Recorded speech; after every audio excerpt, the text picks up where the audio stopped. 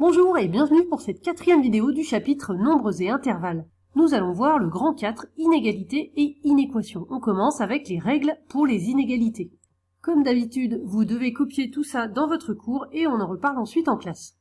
Alors voilà les propriétés pour les inégalités. On a 4 nombres réels, A, B, C et K, et on part d'une inégalité, A strictement plus petit que B. À partir de là, on peut faire un certain nombre d'opérations.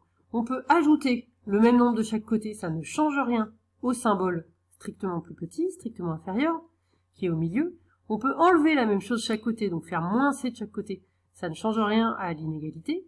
Donc bien sûr, tout ça c'est assez logique, si on a un truc plus petit qu'un autre, on rajoute la même chose de chaque côté, ça ne va rien changer, celui-ci reste plus petit que celui-là. Et même chose, si on enlève la même chose de chaque côté, le terme de gauche va rester plus petit que le terme de droite.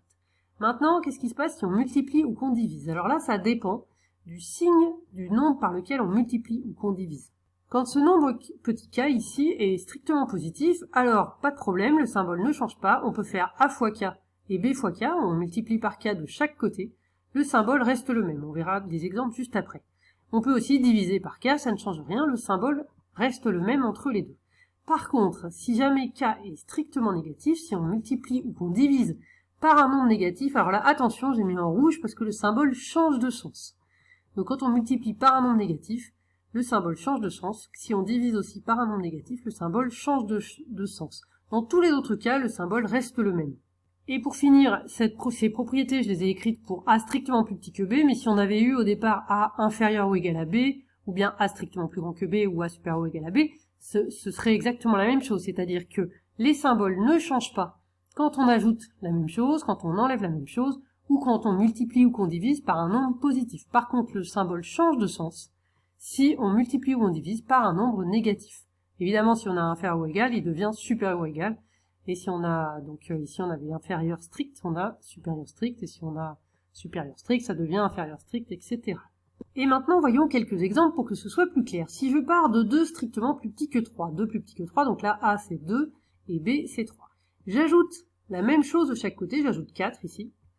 Donc le symbole reste le même, l'inégalité reste dans le même sens. 2 plus 4 ça fait 6, 3 plus 4 ça fait 7, on a bien 6 plus petit que 7, donc pas de problème, on ajoute la même chose de chaque côté. Si je multiplie par la même chose de chaque côté, et que ce nombre est positif, là c'est les cas, je multiplie par 3. Même chose, le symbole ne change pas, tout marche bien. Donc 2 fois 3, 6, 3 fois 3, 9. Et voilà, donc je peux bien faire cette multiplication.